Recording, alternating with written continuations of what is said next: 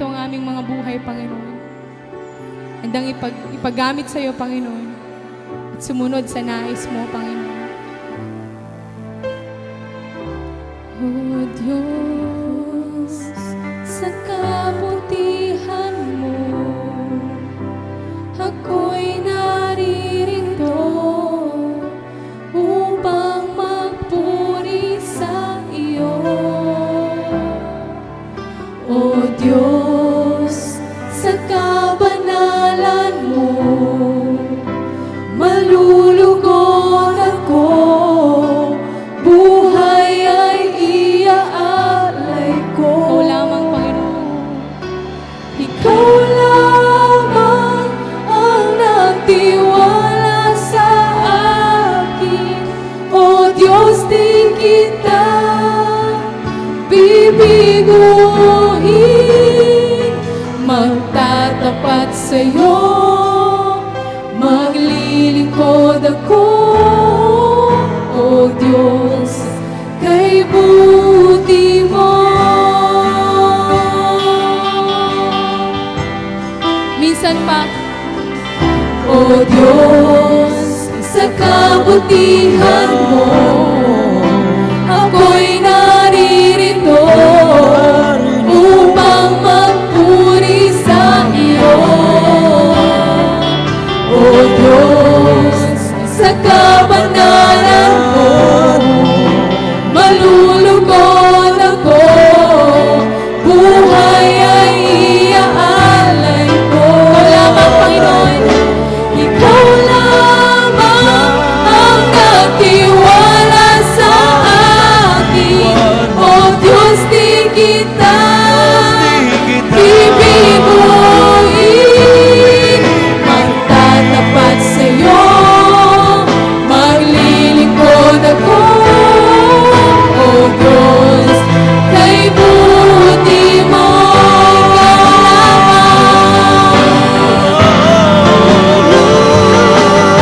Ikaw lamang ang nagtiwala sa akin. O Diyos, di kita bibiguin. Magtatapat sa'yo, maglilingkod ako. O Diyos, kay buti mo. Ikaw lamang, ikaw lamang ang nagtiwala sa akin. O Diyos, di kita bibiguin. Magtatapat sa'yo, maglilingkod ako. O Diyos, kay buti mo, buti mo. O Diyos, kay buti mo. O Diyos, kay buti mo.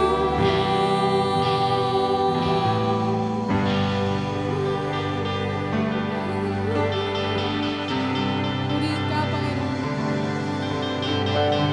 Muli nating awitin, ikaw lamang.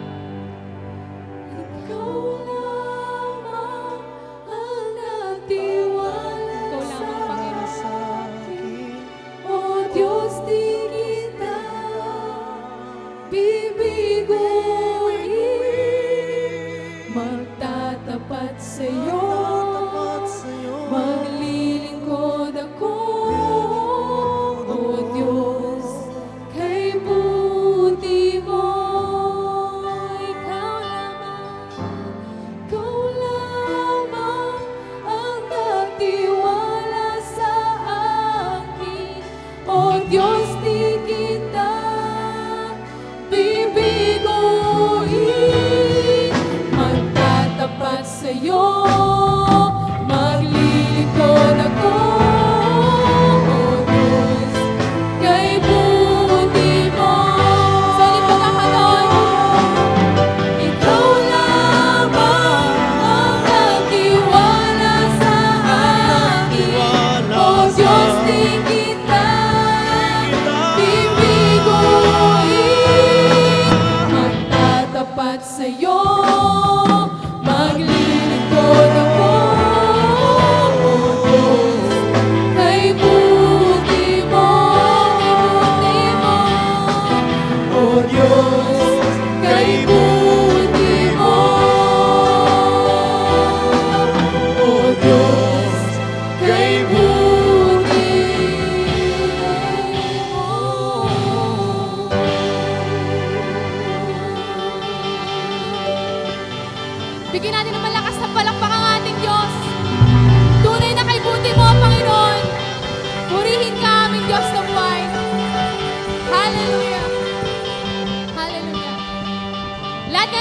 Diyos, ibigaw ng malakas na hallelujah!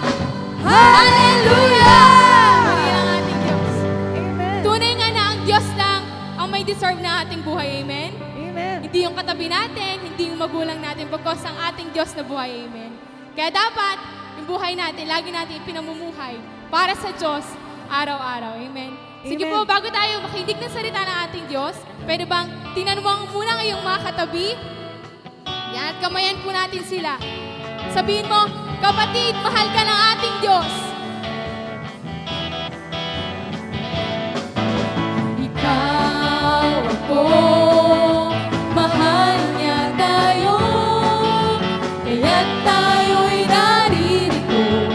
Nais nang malaman mo na ikaw, ako, mahal ni Kristo. Sa pag-abot mo ng kamay, ngiti mo ay natatanaw. Nadarama ko ang tunay na ikaw ako ay mahal niya. Isan pa, ikaw ako. Ikaw ako, mahal niya tayo. Kaya't tayo'y naririto. Nais niyang malaman mo na ikaw ako, mahal ni Kristo. Sa pag-abot mo ng kamay, hindi mo ay natatanaw. Nadarama ko ang tunay na ikaw ako. Sige, harapin mo yung katabi at sabihin mo, ikaw ako.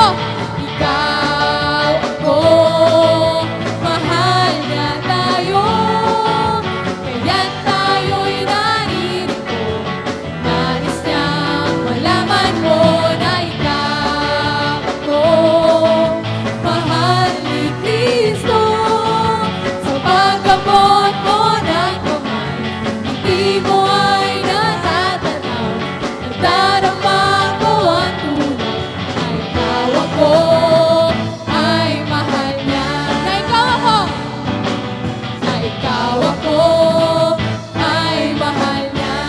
Na ikaw ako, na ikaw ako ay mahal niya.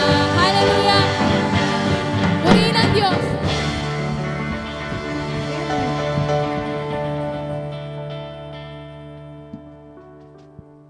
Sige po, patuloy po tayong tumayo at kunin po natin ang ating mga Bible.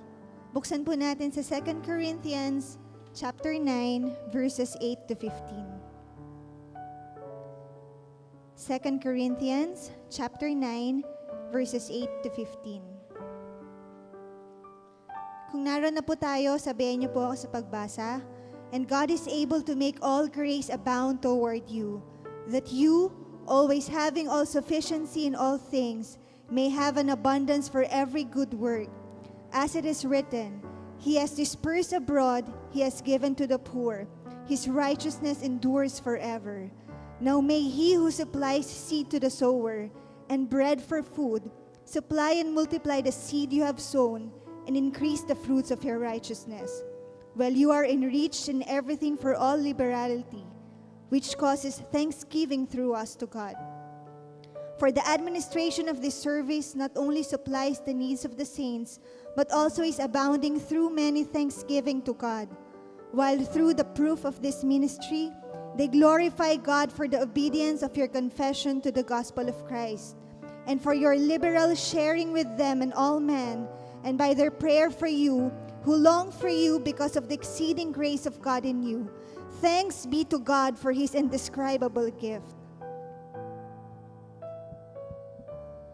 Shall we all bow our heads and pray? Father, in the name of Jesus, we come to you this morning, believing that you are there, always watching each one of us. We come here this morning expecting good things, wonderful things. According to your purpose and promise, I hear this morning, Lord, to believe every word that was told in your scriptures. We are here, Lord, this morning to be strengthened by your word, and to be enlightened by its principles. We are here this morning to acknowledge the presence of your Holy Spirit that can accomplish and will accomplish great things, wonderful things for the glory and purpose of your kingdom. I pray, Lord, this morning, miracles, healing, abundance, and blessings. We are here this morning, Lord, expecting what is to be expected as you have told us and as we believe. We ask this in Jesus' name. Amen. Po ng anak ng Diyos magsabi ng Amen.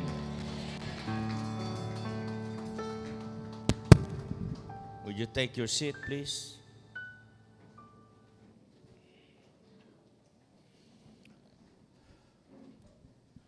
Our theme for this morning would be our motives.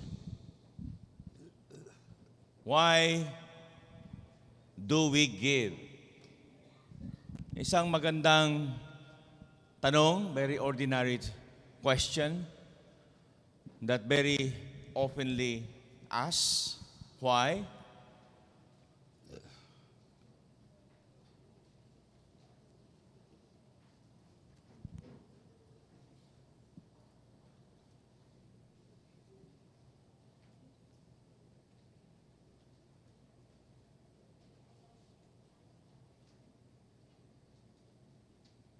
Okay.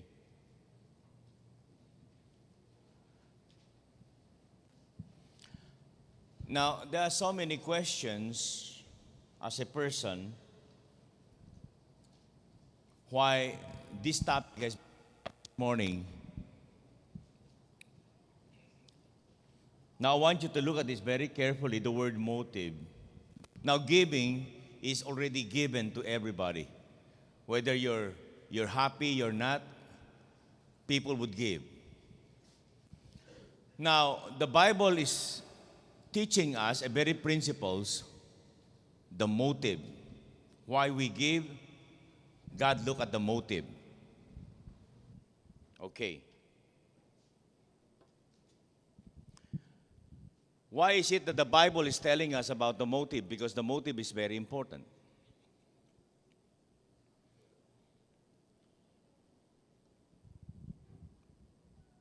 Sometimes we do things that are people might not be happy. Sometimes we might say things that people would be interpreting differently. But the most important thing is our motives. Why are you doing this? Minsan tinanong ako ng anak ko, bakit mo ako pinapagalitan? Don't you love me anymore?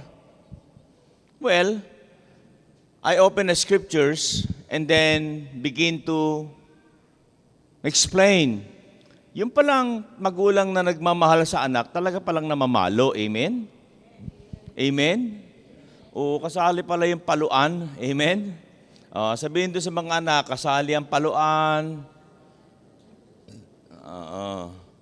Yung palang anak na hindi pinapalo, hindi pala siya mahal.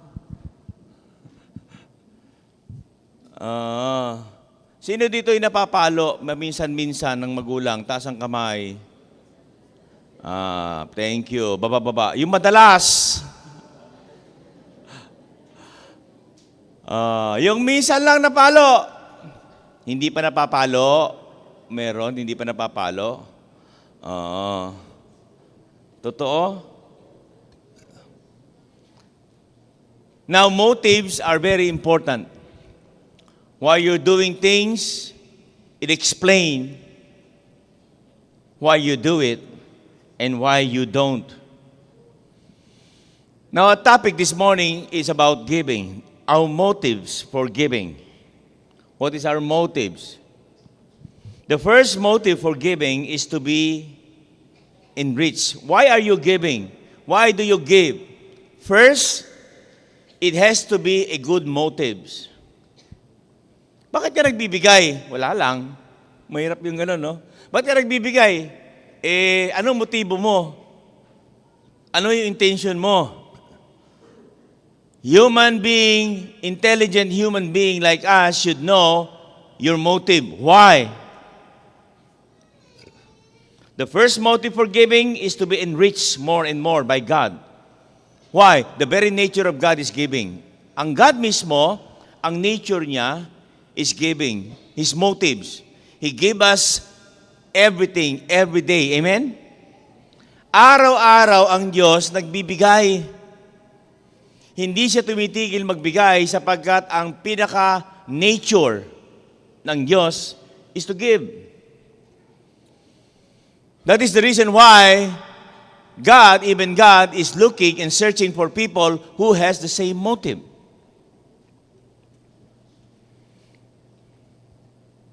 Actually, Christians are called to give sacrificially to meet the needs.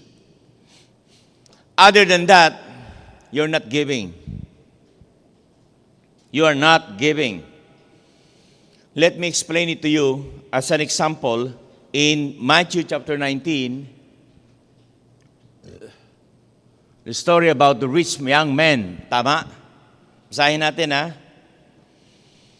And behold, one came and said to him, Good teacher, what good thing shall I do that I may have eternal life? So he said to him, meaning Jesus, Why do you call me good? No one is good but one that is God. But if you want to enter into life, keep the commandments. Now, he doesn't know what Jesus is really talking to him. The only thing that the rich man knows is what his question is. But Jesus answered him differently. Why do you call me good? No one is good except God. Now, the first offering was, if you want to have life, enter life, keep the commandments. And the young man was very intelligent, and he said, well, which one? Ano-ano yung commandments? And Jesus said, you shall not murder, you shall not commit adultery, you shall not steal, you shall not bear false witness. Honor your father and mother, and you shall love your neighbor as yourself. Verse 20, and the young man said to him, all these things I have kept my youth. What do I still lack? The second question is very important. What do I still lack? Ano pang kulang ko? Nagawa ko na pala ito.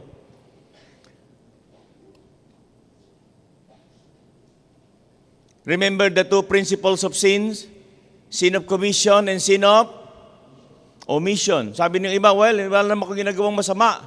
What I do is everything is good for myself. Because the commandment is doing things for yourself. But usually, we forget one of the most important things. Wala kang ginagawang masama, pero wala ka din ginagawang mabuti. Marami sa atin ang nagsasabi lagi, wala naman akong ginagawang masama. Which is true. But remember, my friend, wala ka din ginagawang mabuti. Lagi ka lang nakaupo, nag-iisip ka ng ano yung pwede mong gawing mabuti para sa sarili mo. But seldom people think about doing things good for others. And Jesus said to him, you want to be perfect? Yun yung nakakatakot na pangalawang tanong, ano? Yung unang tanong, commandments eh. Yung pangalawa, perfection. You want to be perfect? Sabi ni Jesus. Number 1, go sell what you have. Bay, walang ganyanan, sabi ng mayaman. Teka muna, wala nang ganyanan. Ibang usapan na yan, ano? Benta ko lahat yung ari-arian ko.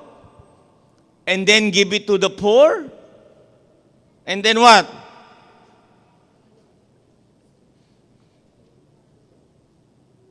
Because if you do that, you'll have treasures in heaven. And come and follow me. Sabi nung binatang mayan, teka muna, walang ganyanan. Ibang usapan na yan. You're telling me that I have to sell everything? And then after selling everything, I don't have anything, then just to follow you? Why did Jesus give him such crucial and most critical suggestions? Why? First of all, because Jesus knows his heart. Why? Because most of us will do something and will not do the rest. Human being like us have limitations. Marami tayong limitations. One time I met a person, sabi niya, Pastor, gagawin ko lahat ng bagay sa ministry, pero wag lang magbigay. Sabi ko, teka ba, ulitin mo nga. Sabi niya, lahat ng gawain sa ministry gagawin ko, magbo-volunteer ako, pero pagdating sa pera, hindi ako magbibigay. Kako saan mo nabasa sa Bible yan? There are people who has their own mindset. Even before he enter ministry. Praise God. So, Jesus caught the motives of the young rich man. Nakita niya kagad yung motive. No? Most of the time, the reason why many of us cannot enter ministry is because we're being hindered by many things in this world. Of course, having resources is good. But if your resources are the hindrance for you to ministry, then something is wrong. Now, you see the motive? Gusto niyang umakyat sa langit, pero nandun pa rin nasa kanya pa rin yung self-centeredness. Yung makasarili. Kaya nga nagkakagulo ang mundo natin, marami sa atin ang makasarili. But if we are here learning to understand Christian principles in life, then we will be going out and sharing something for the less fortunate, for those people who are in need. And most of the time, when you do this, you will encounter the very word sacrificial or sacrifice. Okay. Let me move on.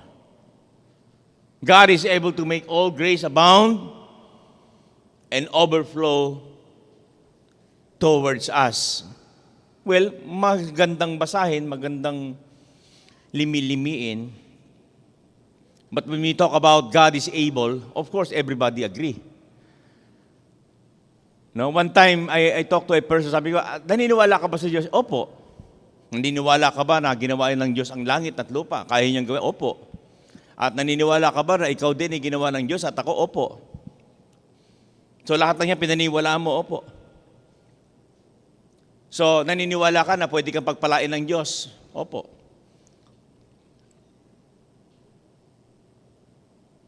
Naniniwala ka na pwede kang gamitin ng Diyos? So naniniwala ka dahil doon, pwede kang gamitin at pwede kang mag-volunteer sa ministry. Hindi po. Bakit? Busy po ako. And so, there are things in life that we need to understand. Of course, we have to give people time to reevaluate. No? That's the reason why during the early days, karamihan sa mga nagiging leader ng church, yung matatanda. Alam niyo anong dahilan? Kasi retired na raw sila, wala na silang gagawin. Let me give you and summarize the whole situations. Ano bang kumpanya sa mundong ito na tumatanggap na matatanda? Meron pa bang kumpanya tumatanggap na matatanda? Meron ka ba nababasa sa dyaryo na we need sales marketing executives age 60 to 80? Wala, no? Wala. Bakit? Kasi liabilities na sila.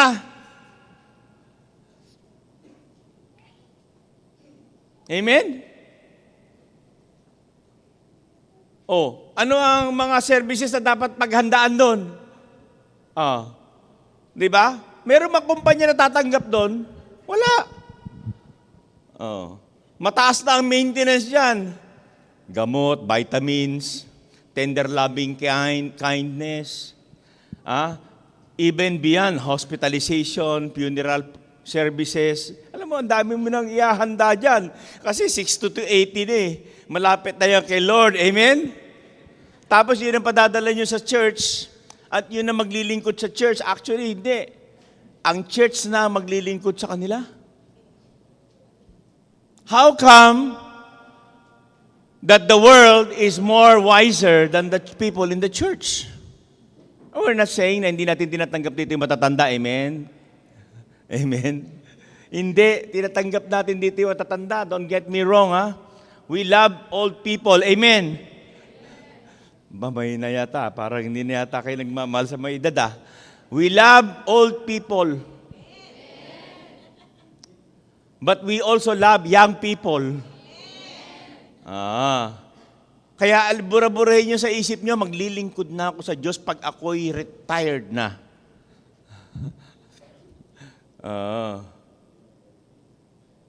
Please do not. You're going to serve the Lord as young as you are. You can. Praise God. Now, kasi akala ng marami, ang paglilingkod sa Diyos ay kalugihan. Kasi meron tayong ganong connotation lagi. Meron tayong ganong uri ng mindset na pag naglingkod kayo sa Panginoon, no, wala kayong mapapala, which is not true. Let me remind you about what the Word of God is saying. Tingnan niyo to. Ano sabi? God is able to pay. Ayan, may pay, may payback pa, may back pay pa, ha? Ano sabi? God is able to pay us back what we give. Do you believe God? Do you believe the Word of God? Naniwala ba kayo, kaya kayo bayaran ng Diyos? O, ang dami natin volunteer, mamaya, bigyan nyo ng papel, ha? Volunteer workers. I'm not going to pay you. God will pay you. Amen? Kasi bayad ko konti eh. Ang bayad ng Diyos malaki. Oo. Meron pang retirement benefits. Meron pang assurance na hindi ka pupunta sa impyerno. Okay ba yan? May insurance eh. Oo. Maraming pangako ang Diyos. Ano sabi ng Biblia? In 2 Corinthians chapter 9, and God is able to make all grace abounds towards you, that you, always having all sufficiency in all things, may have abundance for every good works. Let me ask you a question. Nakakasawa ba yung paggawa ng mabuti? Yung totoo. Nakakasawa ba?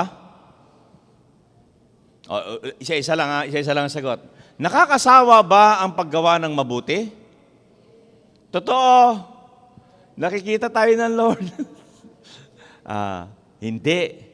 Bakit hindi? Kapag yung motives mo tama. Kapag yung motives mo hindi tama, nakakasawa. Sasabihin ng isa, ako na naman? Ako na naman magwawalis. Sasabihin ng iba, ako na naman! Ako na naman maglalampaso. Bakit siya hindi mo utusan? Ganon. No? Pero pag tama ang motives mo, ako na naman ang wawalis. Praise the Lord. Master na master ko na yan. Di ba? Ganon. You're not looking on the kind of ministry, but you're looking up specifically on how God can use you. Why? Because of the motives. Ako na naman magpapakain. Parang narinig ko na yun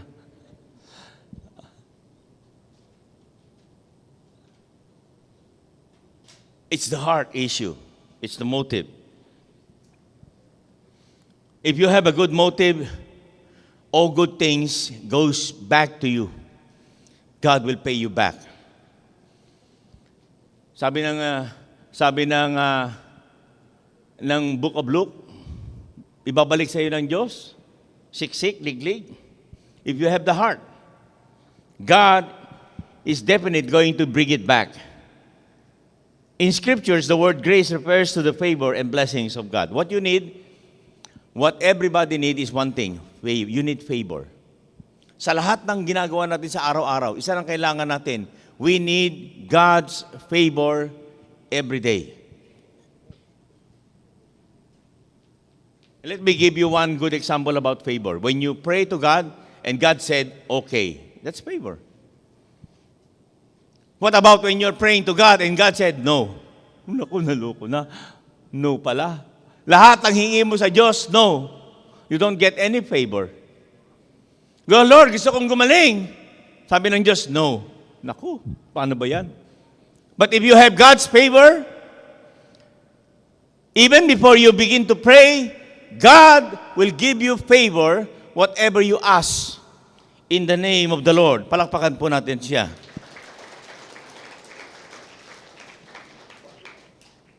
Number 2, God expects the believer to give sacrificially. You cannot work on ministry without giving sacrificially, so that believers may abound to every good works. Everything you do in ministry, it should be goes beyond sacrificial.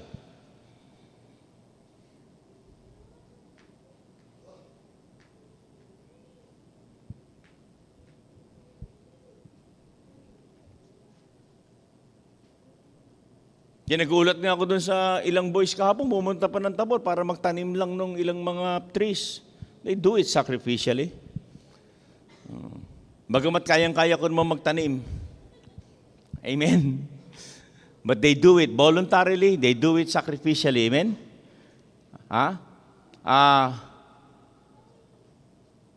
They get out of their ways and went to Mount Tabor and then begin to plant those mountain trees. So that some of our soil going down will not be eroded later on. Amen? So it will take some people to sacrifice to do things.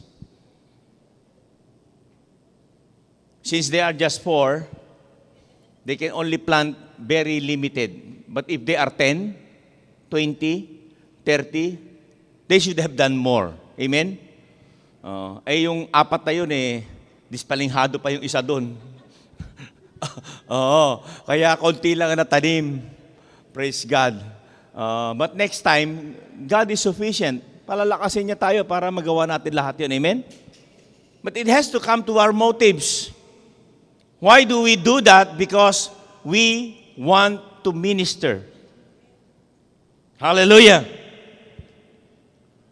So God expects the believers, ano ba in-expect ng Diyos sa atin? To give sacrificially. Whatever it is, time, money, effort, prayer, concern.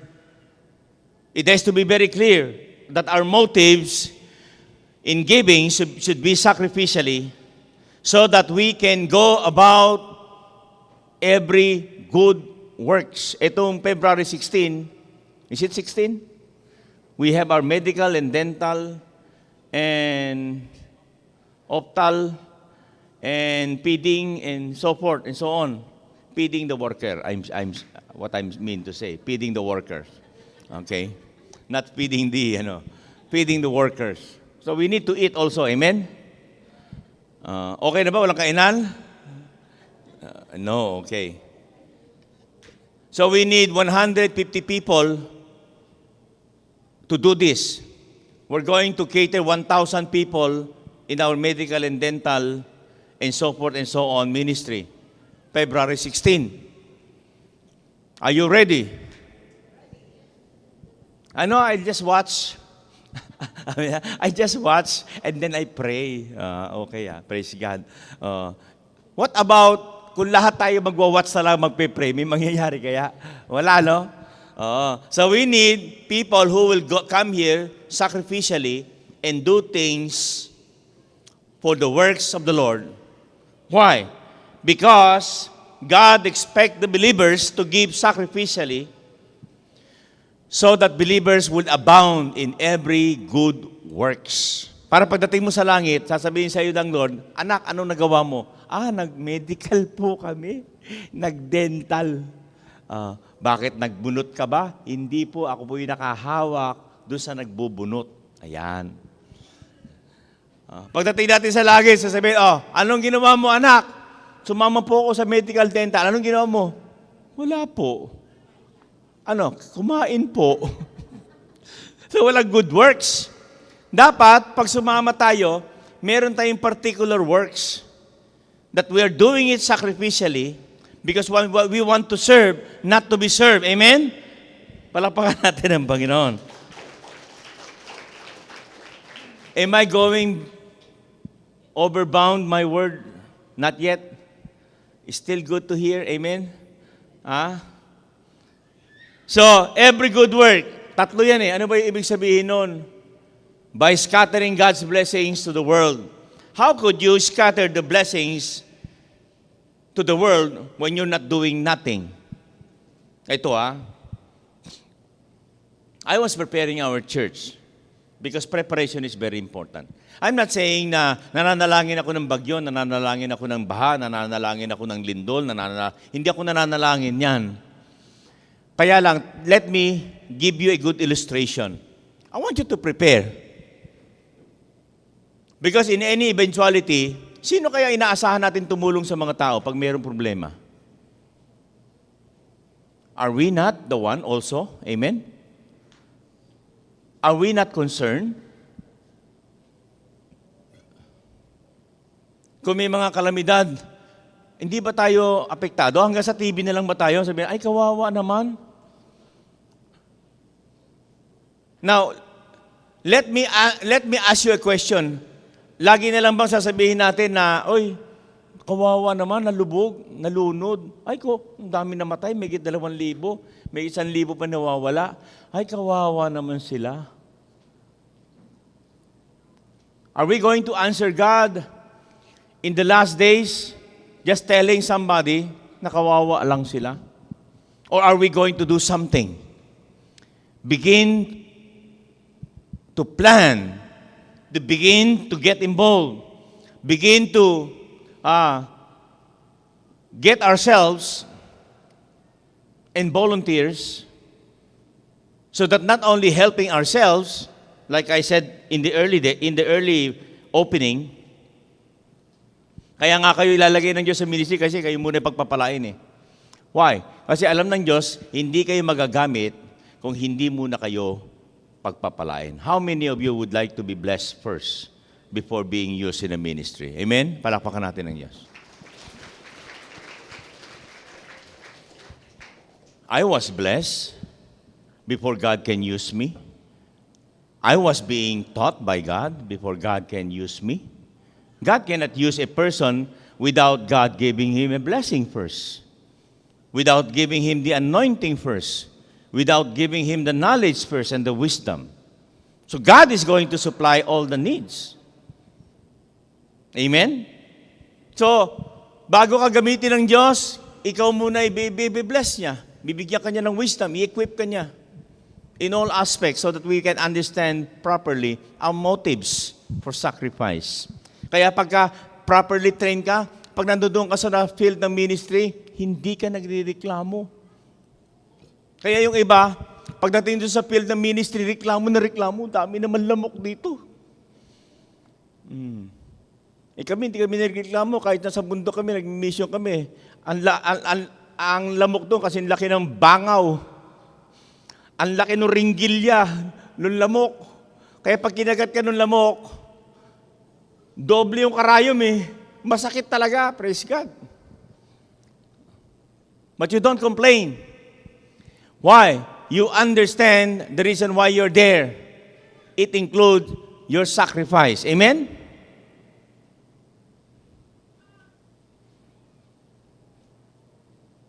Sabagay, kwento ko na sa inyo matagal yan eh. Pag pumunta kayo may mission sa probinsya, lagi ko napapansin eh, walang CR. Hello? Walang CR talaga. Sabi ko, saan naman CR dito? Diyan. Saan ba talaga? Diyan. Saan ba talaga? Doon. Kaya pagpunta mo sa CR doon, dadala ka stick. Hahabulin ka ng aso. Sabi niya, wow, fast food. Mainit-init pa. So, whenever you go to ministry and missions, you all expect the uncomfortable physically. Tulog ka kung saan lang available. Maligo ka kung saan may possible. Maglakad ka. We sometimes walk 8 hours, 6 hours just to reach a certain missions. Tapos pagdating mo sa kasabihin siya, ano, kamusta ba? Siyempre, sasabihin mo, okay. Amen? Kahit na mangiwi-giwi na yung mukha mo, okay po, okay. Tapos sasalubugin ka, pastor, gutom na ba kayo? Siyempre, no? Praise God. You experience different kind of terrain, good stories, bad stories. Praise God. But at the end, since you understand and your motive is clear, that you go there not for pleasure. Amen? You go there with your own voluntarily sacrifice to the ministry. Number 2, or B. By helping the poor and the needy.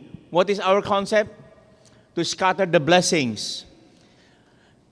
Ikalat natin yung sasabihin nila, ay, salamat. Meron pala mga taong natitirang maayos at nakahandang tumulong. Amen?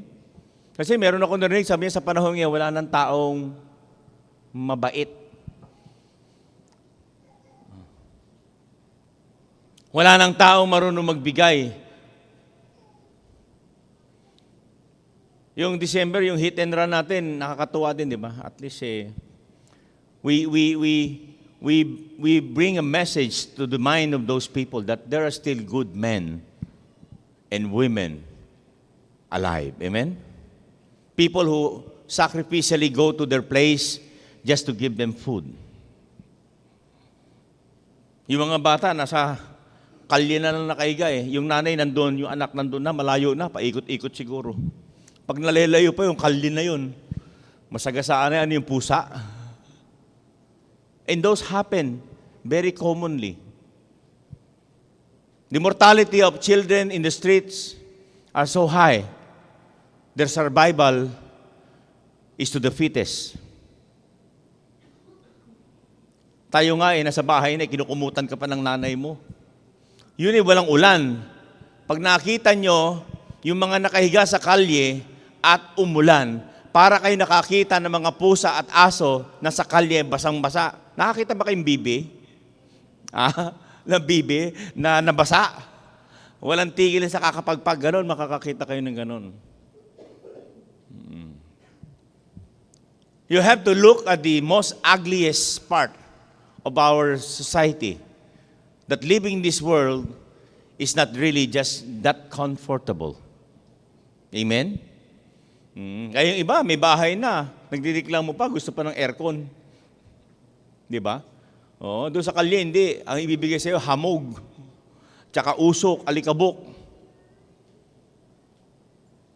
If without a good man like you, then their life would be so much miserable. I'm not saying they are living already in a very comfortable life, but with you, you make their life something more meaningful. Palakpakan po natin ang Diyos.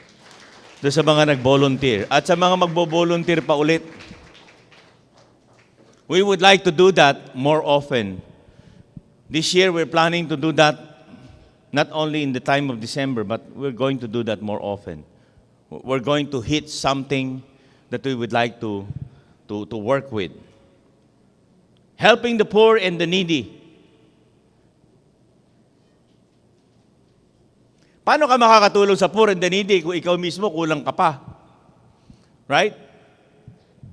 So God gave us wisdom, God gave us opportunity, and the grace and favor abounds into you. All begins with your heart. motives. Once you make your commitment to the Lord, sabihin natin, Lord, gusto ko maglingkod eh. Kung may sakit ka, pagagalingin ka. You give God the reason. Sabi ko nga doon sa iba eh, alam mo may sakit kayo? Opo. Gusto mong pagalingin ka ng Diyos? Opo. Sabihin mo sa Kanya, Lord, gusto ko magpagamit sa iyo, pagalingin mo ko at gamitin mo ko. Amen? Simple as that. Why? You're giving God the reason to live. You're telling God, please extend my life because my life that will be extended will be used for the glory of your kingdom. Amen? Then every single medicine or something that you do will eventually help you to recover very quickly. Tingnan mo let me give you some idea. Ano bang maganda? Andun ka na lang sa bahay mo, inom ka lang ng inom ng gamot, di ka naman nagagamit. Araw-araw, aray dito, aray doon. Araw-araw dito, worry doon, worry dito. Or pagalingin ka na lang ng Diyos para magamit ka. Which is better? Hello? Which is better? Number 1 o number 2? Lakasan naman nyo. Number 2, oo. Oh. So yun ang gawin natin. Kaysa sa araw-araw nakakulong ka, hindi kawawa naman ako. May sakit ako. Hindi ako pwede umalis, mahihilo ako. Hindi ako pwede makalakad ng malayo, masakit ang paa ko. Praise God. Ako nga po, masakit din ang paa. Nakakakita ko sa prayer mountain minsan 3-4 times a day. Why? I would not agree that I cannot do things for the ministry. I always agree and I always believe that God has a purpose for me to accomplish every day. Amen? Number 3, by supporting the ministry. How would you do every good works? By scattering God's blessings, by helping the poor and the needy, and by supplying and supporting your ministry. What is your ministry? Well, we have so much ministry. We need volunteers. We need people who are ready for sacrificial works. We need people who are intending and motives to do good works. Yung mga taong kahit konti lang na mabuti, yung mga nakahandang gumawa ng mabuti, yung mga taong nag-iisip ng mabuti, yung mga taong may layunin na kahit maliit na bagay lang ay makagawa ng mabuti. That's what we need. And that is what ministry is all about. Doing the good works. Why? It was the very nature of God to do good works. Palakpakan po natin ang Panginoon. Let me talk about the reward. Reward naman, reward. Huwag naman puro works. Ayun. Let me give you one principle. God will minister seeds to the sower. Seeds. Sino nagbibigay ng seeds? Ang Diyos. Yung seeds, yun ang pinaka-bala mo. Hindi ka utusan ng Diyos na hindi ka bibigyan. Let me give you example. Nanay mo, sabi, anak, magpunta ka ng grocery. Bahala ka na. Goodbye. Hindi gagawin ng nanay mo yun. Sasabihin niya, anak, pupunta ka ng grocery, itong bilin mo. Ito ang pera. Amen? Amen? Diyos pa kaya? Kaya lang, iba lang style ng Diyos tsaka sa nanay mo. Yung nanay mo, inaabot kagad yung pera. Ang Diyos, pag ikaw'y sumunod, on the halfway, magpapadala yun ng pera. Amen? He will supply and He will send the needs. Why? He is God. He knows the right thing to do. God will minister the seeds and the sower. How? First, God will minister and give bread. Tandaan mo, pag naglingkod ka sa Diyos, ang Diyos ang magbibigay sa iyo. Hindi ka niya gugutumin. Kaya ka lang nag-iisip na magugutom, nininireviews ka lang. You're not really trusting God. But you have to trust God. After trusting God, you walk on. That's what we call faith. And as you walk on, then you will experience different kind of opportunities and blessings. And eventuality, God is going to meet your need halfway. Okay? God will minister and give bread to people who are sacrificial giver. Number 2, God will multiply. Whatever you give, God will multiply. Joshe, lahat ng itanim mo, subukan mo, nagtanim ka ng 3 butil ng mais. Pag tumubo, ilan? 2 bungkos, di ba? Hindi 3 buto. 3 bungkos. O 2. Minsan 3, ano? Pag nagtanim ka ng isang guyabano, pag tumubo, isang guyabano din ba? Hindi. Maraming guyabano. Praise God. By the way, ang dami nating guyabano sa Mount Tabor. Grabe, ang dami. Anywhere I look around, there's so many of them. Pag nagtanim ka ng isang saging, tutubo ba isang saging? Hindi. Bagamat bawat saging, isang puso lang. Pero ang saging nanganganak. Amen? Amen? Tanong mo sa estudyante, nakakain ba kayo libreng saging? Lakasan nyo. Masarap? Libre ba yun? See? So next time, nadami pa yung saging. Mas marami kayong kakainin pa saging. Amen? Ubus nga natira tali. Pero masarap, praise God. Bakit tayo may saging? Kasi it was God-given. Somebody planted it, but it was God who make the produce. Ang nagpatubo ang Diyos. Palakpakan natin siya. Amen. Hindi lang inabot yung guyabano at saka yung mga jackfruit. Next time, makakakain kayo libreng jackfruit at saka guyabano, at saka ube, at saka nyog. Praise God. Kamote. Nakalagay nga, eat all you can. Eat all you can yan. Okay? Number 3, God will increase the fruits. Ang Diyos ang nagpapalago ng inyong mga bunga. What a wonderful God. He will increase the fruit of the believers. Every believer has a fruit. Ano ba yung spiritual fruit ninyo?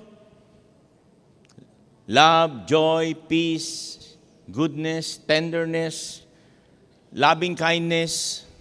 That's your fruit. Galatians chapter 5, the fruit of the Spirit. God will increase that. Dati kayong magagalit, ngayon hindi na. Dati kayong mainisin, ngayon hindi na.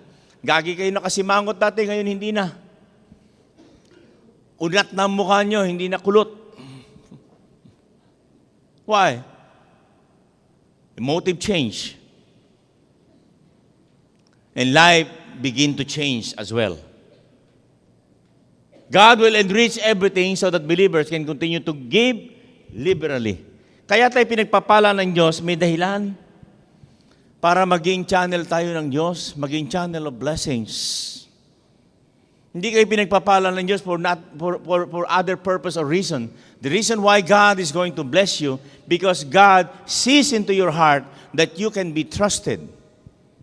As you can be trusted, then God will channel His blessing. Because He knows, pwedeng pagkatiwalaan tong anak ko. I'm going to bless this because he would be a good steward. Yung isa, hindi. Lahat ng binibless ko sa kanya, tinatago sa Bangko de Oro. Ayaw i-withdraw, nakatago lang. Ang sabi niya, this is my lifetime savings. Hanggang sa namatay siya, andun pa rin yung lifetime savings niya, hindi na niya nagamit. No? Kung itinutulong niya yung part nun sa iba, ang daming buhay ng tao na si-save, ang daming buhay ng tao na tutulungan. Amen? I'm not saying you have to withdraw everything. What I'm saying is, life is giving, not hoarding. Amen? Hindi yata ko naintindihan Life is giving and not hoarding. Don't you know hoarding is a sin? The very common practice of a businessman. What is the common practice? Pag panahon ng ani ng bigas, tago ng tago, tago ng tago. Pagtapos ng ani, merong mga short supplies. So that what will they say? Wala na eh. Mahal na. So they begin to sell their product. Mahal na to. Amen? Why? Because the business system always goes with one principle. Supply and if you want to increase your product, you hoard. When the market is not with any product, then the product goes up. Right? Kaya laking kasalanan yan. Yung mga nagtatago ng mga produkto at yung mga nagtatago ng pera. I'm not saying ubusin yung pera nyo. God is also concerned about you. But please, do something to help somebody for the glory of God. Palapakan natin ng Diyos. Do something. Minsan nga sinabi ko nga alam mo, minsan madali tayo magsalita. Subukan nyo ang makaranas ng hirap. Subukan nyo ang makaranas ng hindi kumakain. Hello? Tsaka mo maiintindihan yung mga taong hindi nakakakain. Amen? Oo. Subukan nyo ang matulog sa kalye. Saka natin maiintindihan, ganun pala kahirap matulog sa kalye.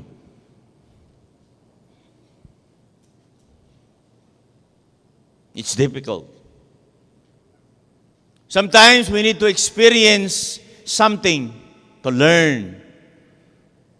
But the good side of wisdom in learning is by just listening and accepting the fact that this is true. I don't need to experience this. I know it's hard. Amen? Sabihin natin, Lord, okay na. Sa lahat gusto ko na experience Holy Spirit baptism, speaking in tongues and everything, gift of healing, okay yan. Yung paghihirap, alam ko na yan, Lord. I don't need that experience. Amen? Sino dito ang gusto experience maghirap ka muna? Ayaw nyo, no? Kasi alam na natin yan. Amen? So, you just have to tell the Lord, Lord, okay, I don't need to experience this. I know this. It's difficult na magkasakit. Mahirap. Mahirap magkasakit. Amen? Kung meron kayong isang miyembro sa bahay na magkasakit, yung lahat ng miyembro ng bahay ninyo, naapektuhan. Napakahirap. Amen? Kailangan pa ba natin magkasakit para lumapit sa Diyos? Sabihin natin, Lord, hindi na. Okay na kahit na wala na magkasakit, maglilingkod kami sa iyo, lalapit kami sa inyo. Amen? So these are things that we need to understand. We are limited with our limitations in this world. My life is also fast approaching. I'm not getting younger. I'm taking all the opportunity to serve the Lord. Yung natitira kong buhay, gusto ko gamitin sa Kanya. Sa lahat ng paraan. Kaya araw-araw lumalakad ako. Araw-araw naghahanap ako kung saan ako makakapaglingkod. Araw-araw naghahanap ako ng opportunity kasi I cannot serve God just sitting in my office. I cannot. I have to go out. I have to talk to people. I'm not just going to sit there and pray and read my Bible. I cannot make a connection. But if I go out, I talk to people, I went places, then I'll find opportunity to serve God. Amen? I said amen. So try to do that also. Huwag niyo isipin masyado yung sarili niyo, bahala din ang Diyos sa inyo. If you believe God, God can intervene. You know why? Let me pause for a while. Kaya minsan, hindi makapag-intervene ang Diyos sa atin kasi tayo mismo duda sa Kanya. Ayaw natin magtiwala sa Kanya. Don't you read the Bible in the Gospel of John? Ang sabi niya, those who love their life will lose it, and those who give their life shall have it. Mahalin mo ang Diyos at mamahalin ka ng Diyos. At iingatan ka ng Diyos. Amen? Tell God, God, use me. And God is going to use you in the most mighty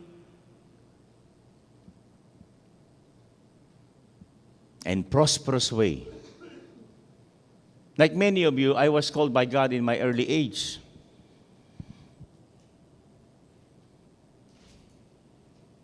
And I find God to be very rewarding. And I find God to be very true. May pag-asa pa kayo. Kahit na kayo 80 anyos na, may pag-asa pa kayo maglingkod sa Panginoon. Don't you know that Moses started to serve God when he was 80 years old? 80. Nag-umpisa maglingkod si Moses 80 years old. Amen? Sabihin mo kay Lord, Lord, wala pa akong 80, pwede pa ako. Praise God, di ba? Gamitin mo ako. Sabi ng Biblia, no? Nung ginamit daw si Moses, hanggang sa nung mamatay siya, 120 years old, ang sabi ng Biblia, hindi lumabo mata niya. Hindi nang hina. Hindi. As it was, no, he was being strengthened up to the last day. As a matter of fact, his corpse is never found. What a wonderful God. Amen? And so, the truth is, the believer receives so that he can give. Remember the principle. Give and it shall be given back. May cycle talaga yan. You give and then you receive. You receive and then you give. Tingnan nyo in all principle that God created, saan tayo kumakain? Saan lumalabas? Paano kaya kung di na lumalabas yan? Big trouble. Diba? May principle lagi. May pumapasok, may lumalabas. Subukan mo i-hoard yan. Kumain ako, pastor. O bakit? Ayoko mag-CR. Bakit? Nag-hoarding ako. Sayang. Pwede ba yan? Sayang. Ayoko ilabas to. Isang linggo ka kumakain, hindi ka nagpupupo. What happened? You're in trouble. The same as God is giving us principles. As He gives us, let us also give. The believers receive so that he can give. It means that no believer has an excuse for hoarding and keeping back more than he needs.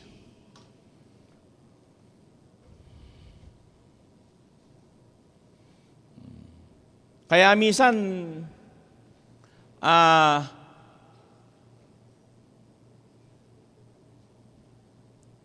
kung wala tayong rep siguro, no? Lahat ng kinain natin, kakainin natin kasi masisira Pakakain mo sa iba. Oy, pakakapitbahay, kainin nyo to yung masisira. Kasi may rep tatago na lang natin, bukas naman. But during the early days, there is no such thing. People do not know how to hoard. They share and they give. God did not give it to him to keep back. And God gave it to the believers to meet the desperate need of the world. Isa sa pinakamalaking kasalanan ng tao ay yung pagiging makasarili. One way or another, all of us was a victim.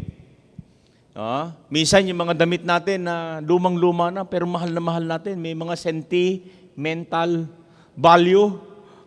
May mga mental value yan yung mga gamit natin na napakatatagal na. Halos masisira na lang, ayaw natin ibigay.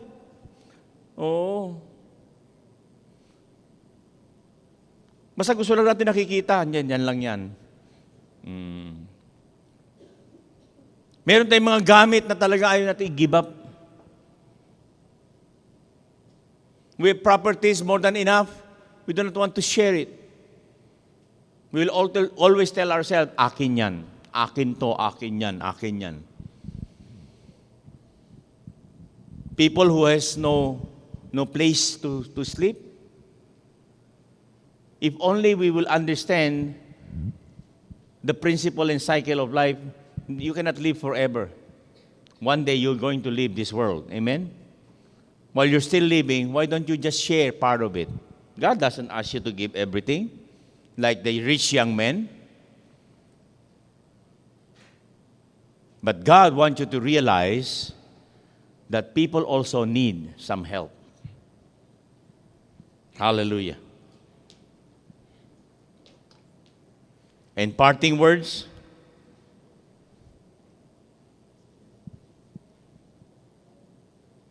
Ano sabi ng John?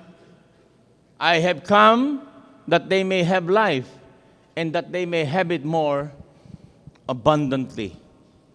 What does the Bible says? Jesus said that I have come that they may have life. The reason why Jesus came is so that we can have life. Not only life in this world, but an abundant life to the next. In 2 Corinthians chapter 9, verse 8, and God is able to make all grace abound towards you, that you, always having all sufficiency in all things, may have an abundance for every good work. See? It is you who are going to be used by God, no? Ano sabi ng Biblia? Always having all sufficiency in all things. You are the one who's going to be put into all sufficiency first. Then, di ba nyo napapansin na pagpapala kayo ng Diyos? If you look on the other side, we are blessed by God. Why? In many things. Walang dumadating na sakit sa inyo. Walang dumadating na malalaking disaster sa atin. Isn't that good news? Okay, it's good news. In every good things, we appreciate, thank God. We have so much to thank God. Ephesians chapter 3:20, it says, now to him who is able to exceedingly abundantly above all that we ask or think, according to the power that works in us. You see? You cannot even think the plans of God in the future. Hindi natin makita yung laki ng plano niya eh. Mas malaki yung plano niya kaysa sa iniisip natin madalas.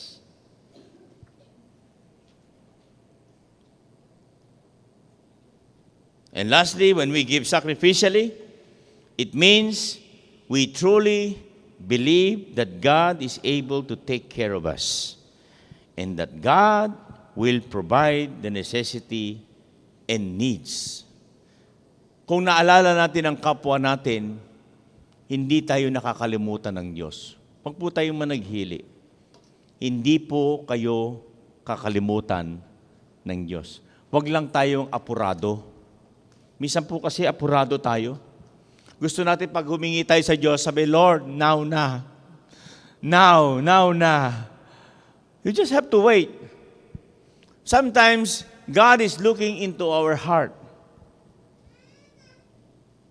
and begin to look into your motives. And later on, disperse the needs so that you can do more good works. Amen? Now, this morning, I want you to think one thing. Motives. What is our motives? What is God's motive? God's motive is for us to do good things. That is the intention to do. The reason why we are created for good works. Now, we are here in this church for one purpose. We're all gathered here for good purpose. God wants us to be good. And in order for us to be good, let us also do good works. Okay ba yan? Baon natin sa bahay natin mamaya. May plano ang Diyos sa ating maganda eh. Alam niyo bakit? Kasi yung magandang plano ng Diyos sa atin, gusto niya magplano rin tayo ng maganda sa kapwa natin. Little by little, those plans